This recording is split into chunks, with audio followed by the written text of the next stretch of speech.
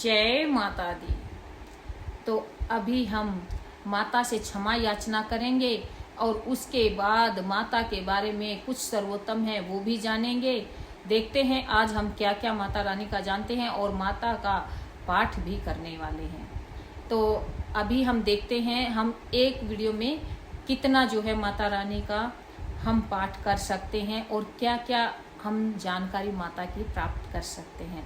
तो आप सब भी मेरे साथ माता जी से क्षमा याचना करें। क्षमा याचना तो हमें हर बार करनी है, 9 दिनों तक या हमेशा करनी है, क्योंकि हम कुछ ना कुछ तो गलतियां जरूर करते हैं और उसके सुधार के लिए हमें माता रानी से क्षमा जरूर मांगनी है। क्षमा मांगने से बिल्कुल ना हिचकें, क्योंकि गलतियां इंसान से ही होती हैं। तो आइए हम पहले अपनी माता रानी से क्षमा मांगते हैं। हे परमेश्वरी, मेरे द्वारा रात दिन में सहस्त्रों अपराध हो जाते हैं, यह मेरी दास है, ऐसा समझकर मेरे उन अपराधों को आप प्रेम पूर्वक कृपा पूर्वक क्षमा कर देना। और हे परमेश्वरी, मैं आह्वान करना नहीं जानती, विसर्जन करना नहीं जानती और पूजा करने का सही ढंग भी नहीं जानती हूँ। क्षमा करो हे देवी, क्षमा करो हे देवी, हे सुरेश्वरी, मैंने जो मंत्रहीन, क्रियाहीन और भक्तिहीन पूजन किया है, यह सब आपकी दया की पात्र हूँ। जैसा चाहो वैसा करो हे परमेश्वरी। अज्ञान से या भूल अथवा बुद्धि भ्रष्ट होने से जो मैंने न्यूनता या अधिकता कर दी हो, उसे आप क्षमा करो और मुझ पर प्रसन्न हो जाओ। हे सच्चिदान स्वरूपा, हे परमेश्वरी, जगत माता कामेश्वरी, तुम प्रेम पूर्वक मुझ पर प्रसन्न हो और मेरी ये पूजा स्वीकार करो। जो मुझसे गलती हुई हो उसे क्षमा करो। और अब हम जो है माता रानी का जो सर्वोत्तम है वो आपको समझाने वाले हैं।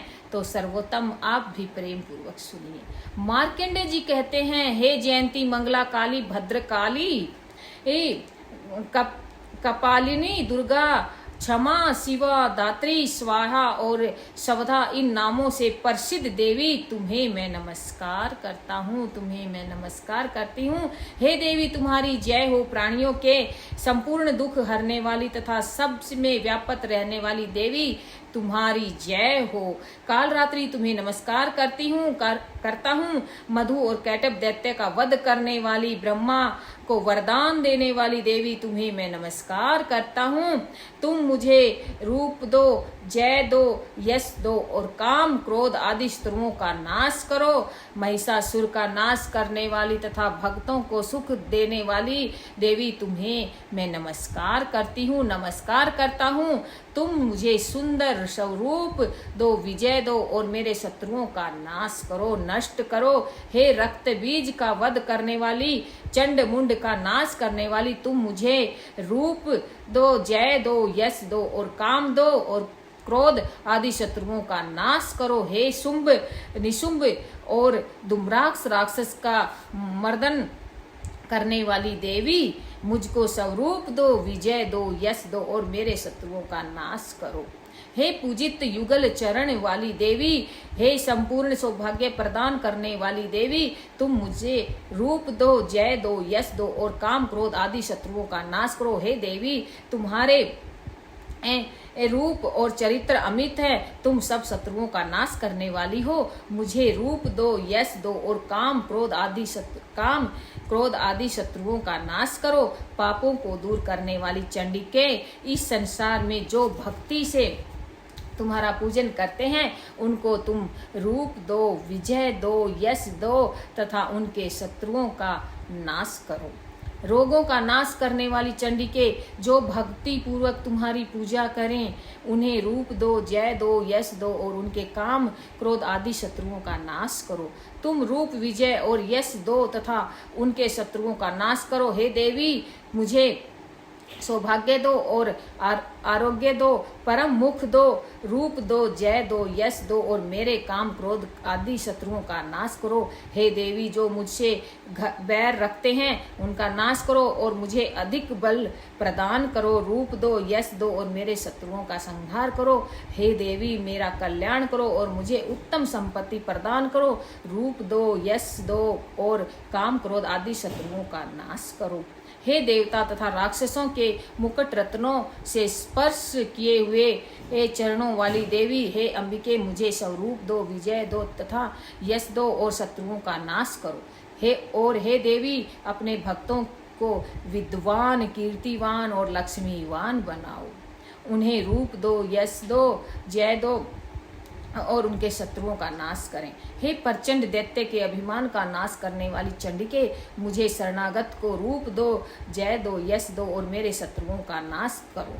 हे चार भुजाओं वाली, हे ब्रह्मा द्वारा प्रशंसित परमेश्वरी, मुझे रूप दो, जय दो, यश दो और मेरे क्रोध आदि शत्रुओं का नाश करो, नष्ट करो। निरंतर भक्ति से भगवान विष्णु से सदा स्तुति की हुई हे अंबिके, मुझे रूप, यश दो, जय दो और मेरे शत्रुओं को नष्ट करो। हिमाचल कन्या पार्वती के भगवान शंकर से स्तुति की हुई हे परमेश्वरी, मुझे रूप दो, जय दो, यश दो और मेरे शत्रुओं का नाश करो। इंद्राणी पति इंद्र के द्वारा सद्भाव में पूजित होने वाली परमेश्वरी, मुझे रूप दो, जय दो और यश दो और काम क्रोध आदि शत्रुओं को नष्ट करो।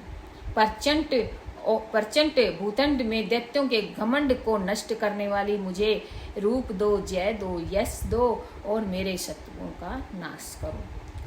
हे देवी, तुम अपने भक्तों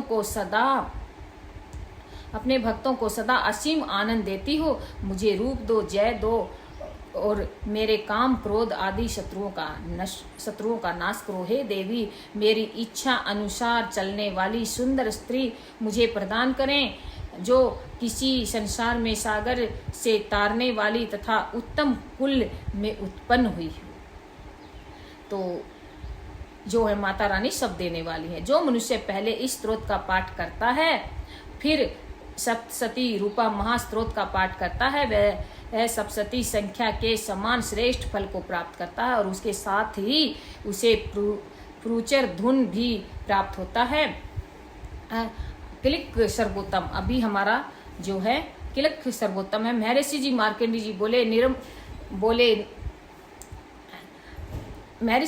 जी बोले, निर्मल ज्ञान रूपी शरीर धारण करने वाले देव त्रिमयी रूप दिव्य 3 नेत्रों वाले, जो कल्याण प्राप्ति के हेतु तथा अपने मस्तक पर अर्धचंद्र धारण करने वाले हैं, उन भगवान शंकर को नमस्कार है। जो मनुष्य इन किलिक मंत्रों को जानता है, वही पुरुष कल्याण को प्राप्ति करता है। जो अन्य मंत्रों का जाप करने वाले सप्तशती स्तोत्र से ही देवी की स्तुति करता है, उसको इस देवी की सिद्धि हो जाती है।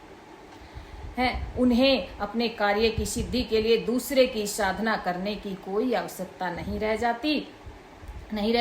बिना जप के उन्हें उच्चाटन आदि सब काम सिद्ध हो जाते हैं। लोगों के मन में शंका थी कि केवल सप्तशती का उपासना से ही अथवा सप्तशती को छोड़कर अन्य मंत्रों की उपासना से भी समान रूप से सब कार्य सिद्ध हो जाते हैं, तब इनमें कौन सा श्रेष्ठ साधन है। लोगों की इसी शंका को दूर रखकर भगवान शंकर ने अपने पास आए हुए जिज्ञासुओं को समझाया कि यह सप्तशती नामक संपूर्ण स्तोत्र है, कल्याण को देने वाला। इसके पश्चात भगवान शंकर ने चंडिका के सप्तशती नामक स्तोत्र को गुप्त कर दिया। मनुष्य बड़े ही पुण्य से प्राप्त करता है। जो मनुष्य कृष्ण पक्ष की 14 अथवा अष्टमी को एकाग्रित होकर देवी को अपना सर्वस्त्र समर्पित कर देता है और फिर उसे प्रसाद के रूप में ग्रहण करता है, वह उस पर दुर्गा प्रसन्न होती है और फिर उस प्रसाद को रूप में ग्रहण करता है, उस पर दुर्गा प्रसन्न होती है, अन्यथा नहीं होती। इस प्रकार सिद्धि के प्रतिबंधक रूप किलिक के द्वारा भगवान शंकर ने इस स्तोत्र की किलित कर रखा है। जो पुरुष इस सप्तशती को निष्क्लीन करके नित्य पाठ करता है, वह सिद्ध हो जाता है। वही देवों का पार्षद होता है और वह गंधर्व होता है। सर्वत्र विचरते रहने पर भी उस मनुष्य को इस संसार में कोई डर नहीं होता। वह आप मृत्यु के वश में ही नहीं पड़ता और मरकर मोक्ष की प्राप्ति हो जाती है। किंतु इस किलक की विधि को जानकर सप्तशती का पाठ करना चाहिए। जो ऐसा नहीं करता वह नष्ट हो जाता है। किलन और निष्किलन संबंधी जानकारियों के पश्चात ही यह स्त्रोत निर्दोष होता है और विद्वान पुरुष इस निर्दोष स्त्रोत का पाठ ही आरंभ करते हैं। स्त्रियों में जो कुछ सौभाग्य आदि दिखाई देता है वह सब इस पाठ की ही कृपा है। इसलिए इस कल्याणकारी स्त्रोत का सदा पाठ करना चाहिए। इस स्त्रोत का स्नेह पाठ करने से भी सुलभ फल की प्राप्ति होती है। इसलिए उच्च स्वर में ही इसका पाठ आरंभ करना चाहिए। जिस देवी के प्रसाद से ऐश्वर्य, सौभाग्य, आरोग्य, संपत्ति, शत्रुनाश तथा परम मोक्ष की प्राप्ति होती है, उस देवी की स्तुति मनुष्य को अवश्य करनी चाहिए।